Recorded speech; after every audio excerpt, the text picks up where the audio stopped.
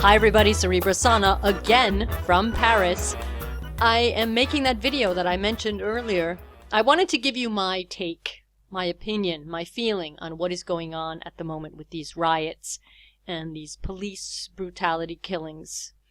And I know that people are saying maybe it's false flag, maybe it's fake, maybe the guy's still alive. I don't really know. I don't want to get involved in anything that is speculating on what may or may not have happened. What I want to share with you is my overarching feeling about what's going on. And I wanted to start this video with something that happened at the beginning of the lockdown here in France. This is a shot from, I included it in my parody, the parody that YouTube censored. And I just want to play it for you. There's no sound on it. I'm going to play it for you once in real time, and then I'm going to slow the speed down so you can really see what's happening. All right, just to kick off my thoughts on this subject. So let's just take a look at this. It's really quick. So we're watching right here in this area. This is being shot in a neighborhood where you have these high rises. It's sort of, it's like, how do you say it? It's like a, how would you say it? I don't like the word slum, but they're like, and ghetto is kind of like not a great term either, but it's these suburb communities where there's a certain type of population, minority population, that generally is living in the area together. So people of color, not necessarily the most wealthy people on the planet, etc. So this is somebody in his apartment window filming what's going on down in the street. And as I say, this is at the beginning of lockdown, where they were telling everybody that if you left your house, you had to have a self-signed certificate. You had to check off which box you fit in. Which authorized reason to leave your home were you invoking? All right, so you're supposed to have this paper on you when you left your house. So that's the context. That's the setup. So let's just look at this. Okay, did you see that? Did you see that? Now, I know I talked about this in my B-roll video when I did the explanation of what my parody really meant, but now let's just slow the speed down. All right, just watch. And look at this. That's his can of Raid. That's his can of bug spray. Watch what he does with it. Okay, you see that the guy, he's holding out his papers, and his body language, there's nothing violent about him. Okay? This guy kicks him. Look at that. Look at that. And like I said, I cut the audio, but what the guy who's filming is saying, he's yelling out the window in French, "You son of a you-know-what." So after that, now the guy, he's obviously doubled over in pain. Now watch this. He goes over and he sprays the guy. Okay, he's spraying him. Do you see this? He's spraying him with the Raid. He's doubled over probably because he's in pain, and he's just been sprayed with bug spray. You can see the spray right there. So this was what I wanted to use to jump into this little video tonight. This is what, late March, mid-March that happened. Okay, so now let's take a look at this. This is an article that appeared in the news on May 22nd. It's fairly recent, but the dates are important here for the rest of my analysis. All right, so the headline says, 2 drunk and drugged police officers tear gas another police officer in the middle of the street. It says 2 civil servants working at border police in Roissy, is where the Charles de Gaulle airport is, the city where the airport is located. Gassed. They say gassed, like I think it's just tear gas. Gassed. This is another type of officer. They're generally not armed. They're peacekeeping forces. Who was walking his dog in the street to see what would happen, to see what it's like. All right, so 2 civil servants who worked for the border police in this town of Roissy gassed an unarmed officer who was walking his dog in the street to see what it would be like. So it says Thursday, May 21st in the evening, a little after 11 p.m., a peacekeeping officer who worked in this particular city was walking his dog in this other city when two men appeared and gassed him twice by using a tear gas tool. Okay, some sort of tear gas dispenser. The victim called the police. Right? What else are you going to do? The victim called the police and described the scene along with the building into which the two men sought refuge. He also tells the police that his aggressors were wearing pants that were identical to those worn by law enforcement personnel. So, police patrol arrives at the building, and they notice that there's lights on in an apartment where they seem to be hearing voices coming from, and they go and they start talking to the two occupants of that apartment. And it turns out that they are two civil servants. They're two police officers. Okay, and as I said earlier, they work at the border police, etc., and they declared that they had drunk a bottle and a half of whiskey, smoked a joint. One of them had 2 grams of alcohol in their blood, and the other a little less, it says. And it says they acknowledged that their idea was to use their tear gas thing, their police issued tear gas distributor on the streets, to see what it would do. And they admitted using it in front of their apartment twice on the victim before they ran into their building. Okay, and it just says that when they searched the apartment, the police also found another tear gas container in the apartment that just said National Police on it. 500 milliliter canister of tear gas that was clearly stamped, National Police. So why am I bringing this up? I'm bringing this up because this is just so damn sick, right? You've got police officers who are like smoking dope and getting drunk, and they're like, hey dude, what do you say? No, buddy, we can't. Come on, no, let's do it. Yeah, let's do it. And they grab the tear gas and they go outside and they tear gas a guy walking his dog just to see what it would be like.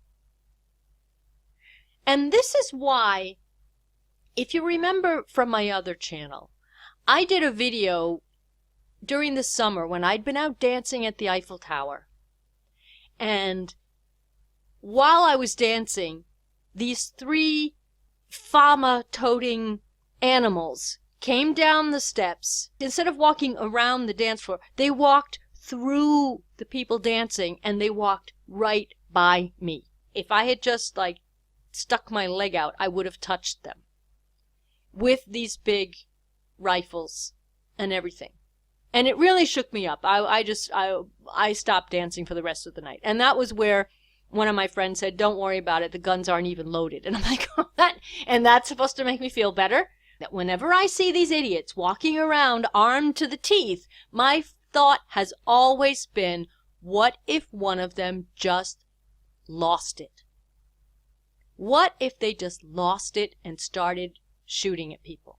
So maybe it's not a myth that those guns aren't loaded. Maybe there's a method to the madness. But this article, as I say, that came out on the 22nd of May, this is an incident from the 21st of May, where you have cops just ragging on people, in this case for the fun of it. Skip ahead to America, and you've got the horrors happening with this George Floyd person being killed in a way that is just atrocious. And what I'm trying to point out here is at the same time that is happening in the United States, we have courts announcing a verdict exonerating cops for the death of another black youth. In this case, the young man was 24 years old, and he was killed on the ground at the police station. But that happened in 2016.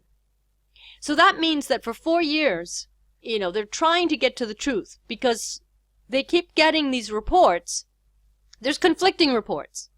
Oh, he had a heart condition and he died from, his heart stopped and that's why he wasn't breathing. Or, wait a minute, he wasn't breathing because he had 3 cops sitting on top of him. No.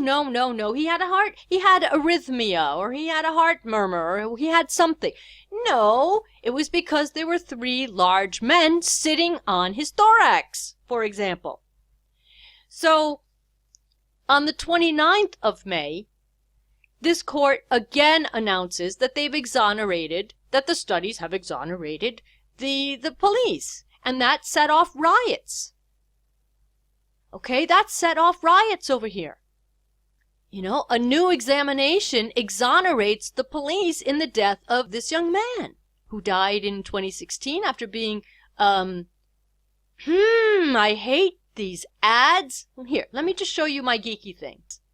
All right, I have to turn on my geeky tool. I click this little arrow and I go and I identify the zone and watch. I identify the zone and I hit delete and it's gone.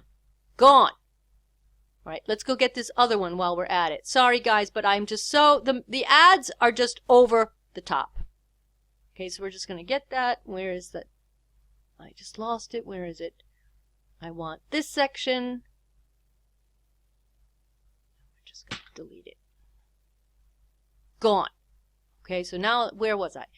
And it says the family of the young man who died in 2016 following a rather strong-armed arrest is contesting the conclusions in this new piece of evidence that's been introduced into the case. This is May 30th. So the people were coming out to protest, right? They want justice for this guy who died. And here we are again. This is May 29th, same photo. Okay, and now we skip ahead to June 2nd. We're in lockdown, right? They're starting to ease the lockdown here, but you're supposed to continue to be social distancing, and they recommend wearing the mask. And obviously we're still under the state of emergency where it is prohibited to assemble, you can't demonstrate and all this stuff. And these people were like, yeah, right. Try telling that to somebody else. And so they came out and they demonstrated. I sort of got ahead of myself, but what I wanted to also tie into this thing was what happened on May 28th. Okay, so I just showed you how on May 29th, they came out and they said, they've exonerated the cops, no, they didn't kill this man, everybody's protesting, and what happens just the day before, on the 28th, look, the cop, sorry, I can't call him a man, he's an animal. The animal has a knee on this guy's throat. And it says, controversial arrest of a man held on the ground by a cop's knee on his throat in Paris. Okay, so they're contesting the method used here. Now they've blurred out the man's face, but I've seen there's other images of, you can see his face very clearly. And it says the scene was filmed on Thursday, May 28th in the 20th district of Paris. And it went viral, and it reminds people of the death of George Floyd in the United States. Oh, what a coincidence. The black man is held down on the ground by cops and kept there by a knee of one of the agents, which is on his throat for several seconds. Okay, and then it says, well, the police department came out and said, didn't appreciate the controversy that has stemmed from the situation, from the distribution of the video, from broadcasting the video. All right, so why am I talking about this? And here they've got there's video of this thing taking place, which I take issue with. So what I'm trying to tell you here is that what I see that is happening is something that we've been seeing here, at least in France, for quite a while now, that the cops are these dehumanized entities that come out. They don't even have faces anymore. They're armed to the teeth. We've got the water cannons. We've got these rubber bullet launchers that have blinded people. They put out people's eyes. Dozens of people have lost eyes here. People have lost hands, feet because of the grenades that they throw at these people. My feeling is, and the synchronicity happening in America, happening in France, to me, it's just a way to send us all a big message that we will squash you like bugs, and there's nothing you can do about it. You are nothing to us, and we are in control. Okay, people of color, that's never been a good thing, right? Never want to be a person of color, God forbid, because the people in power generally like to squash out people of color because they're people of color. Inferior, or whatever they want to say, right? Racist bullshit. So I just wanted to point out the parallels and the timing of these things. So if people are going to call this a false flag, or they're going to, try to put labels on these things, I'm not looking at the labels. I'm looking like standing up on the top of the ladder and looking down at the situation and saying, this looks like similar things happening at the same time in different countries. Interesting. How could that be? And why now? Could it be we need a distraction since people are starting to catch on to the CVBS? Could it be, I don't really know. I'm just wondering. I'm musing, so to speak. But I wanted to tell you that over here, we see these kinds of things all the time. The police brutality is out of control over here. And what the French police do, as you see here, they're using techniques that the Americans are using, which may have come from a certain other Middle Easternish kind of country that starts with an I and isn't really real, right? They have special ways of doing their warfare and their techniques, their martial arts, their special martial arts techniques and all of that stuff. Being a police officer wasn't always as brutal as it is now. And I think the types of people that are being pulled into this type of job have a particular mindset. Or let's turn it around the other way. The types of people that get recruited now have a certain mindset. They're not going to take people into the force that are there who aren't going to be players that they need them to be. Well, if you take a look at the yellow vests, back when the yellow vests were demonstrating every Saturday, the first three were pretty calm until the government realized they're back again, or they're not going away. And then the government had to take action, and that's when they started saying, oh, the yellow vests are violent. Oh, the yellow vests have graffitied. And oh, they're burning the cars. And I have some videos of the protests on my channel here. You can take a look at those. And I was saying from the beginning, it was not the yellow vests who were being violent. It was the cops. So there is this climate of violence that they are out there inflicting on humanity, on the population. For whatever reason, they've been given these orders to do so. So these deaths, these, strong-armed, violent arrest processes, I don't think it's by chance that these two countries are using the same techniques and that they're using them now. I think they're sending a message, and that message is, we will squash you like bugs. And I guess the last thing I really wanted to just bring up about this situation is the reaction of the public. I just showed you the people came out, they demonstrated. We've got all these videos watching these crimes take place. People yelling, stop. He's bleeding. He can't breathe. Stop, stop, stop. Excuse me, I'm still holding my phone while I'm saying stop. What kind of society have we become? Do you think in a similar situation, let's go back maybe, 25, 30 years ago?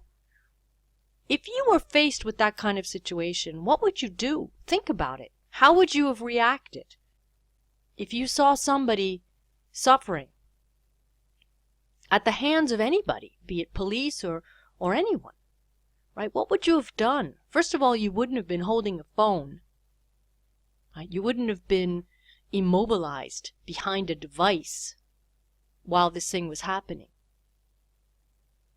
I know in my personal experience, when a dear friend of mine was getting attacked, I jumped on the person, right? I jumped on the person who was attacking my friend. And it's like an out-of-body experience. It was a reaction to defend him. And I guess what saddens me is what society has become. They've turned us into these lobotomized, camera-wielding zombies. Okay, you've got enough brain space available to know that you have to say, stop, you're hurting him, stop, he's bleeding, stop, he can't breathe. But yet, you still stand there and you film. How is that human? Is that human? Right? The big buzzword at the moment, transhumanism. They want to turn us into, androids or whatever. I think they've already accomplished it to a certain degree. Right? Either they have shot up all the, military have to get the vaccine, so God knows what kind of substances have been put into their bodies to turn them into whatever it is they've turned them into. Just on a side note, I remember when they started the Iraq War, there were reports coming out and they were showing, they had these onboard cameras of the kids inside their, whatever it is, their planes to go over and start dropping the bombs on them. And the report was pointing out that they had to drug these kids up. They had heavy metal music blasting in the cockpits, and they had to do that to be able to psych these kids into a psychic space where they could kill. Because human nature doesn't want to kill people. You have to literally be out of your mind to want to kill another person. It's not natural. So I'm just trying to understand how we can have these masses of humanity visibly upset by what's going on, and yet incapable of overtaking one other person. Hundreds of people, dozens of people standing around watching a crime take place, and all you can do is stand there and film? And post it on Twitter? Think about that. I have a problem with that. Now, I'm not inciting people to go out and start beating up people. I'm talking about coming to the defense of a person who can't defend themselves anymore. Isn't that what we're supposed to do? We're supposed to, help each other? If you see an old lady getting robbed or purse gets snatched, what do? You run after the idiot, snatch the purse, and you try to get it back for the lady. Isn't that what you do? Or do you stand there and film it and say, oh, I'll post it on my Twitter and maybe somebody will find the guy? No, you don't do that. So the crushing us like bugs, the squashing us like bugs, yeah, they can do that to us. They can drive the fear into our hearts and souls that they have these tools. They have these insidious tools that they have developed to suppress us. Tear gas, water cannons, sound cannons, microwave weapons that will burn you like a day-old pizza crust. I mean, these are sickos who think these things up. Only a sicko would keep their knee on your neck for 9 minutes. I just don't get it. I don't get it. What I'm going to be working on next is I'm going to be translating a long video. It's like 38 minutes long, but I just watched it today. It's all in Italian. And it's an excellent interview about the ramifications of what this lockdown is doing to people. And it's a psychiatrist and a psychologist that are being interviewed, and they're outraged at what's going on. And the interview is just amazing. And I'm going to take the time, and I might do a scrolling text or something because it's quicker than actually putting in the subtitles one by one. But everybody needs to see it, because nobody is talking about the damage that is being done, especially to the young kids, the little children who are just getting a start in life in these heinous conditions. of masks and fear, and you can't hug mommy and daddy, and mommy and daddy can't hug you right now, darling, because we might give you the horrible bug. It's insane. No, we can't go see Nana. We can't go see Papa because, well, you know, they're old and they're vulnerable and we might infect them and they might die. So it's better to not see them. We're instilling fear. We're teaching people to fear one another, and that's never a good thing.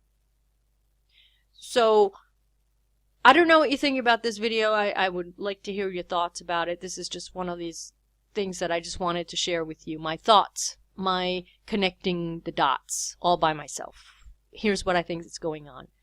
Let me know what you think. And stay tuned for, I don't know how long it's going to take me, but I'm definitely going to do that translation and post that video soon on my channel. I'll leave the link in the description to the original. If somebody out there, if you speak Italian, you can just go and listen to it in, in Italian.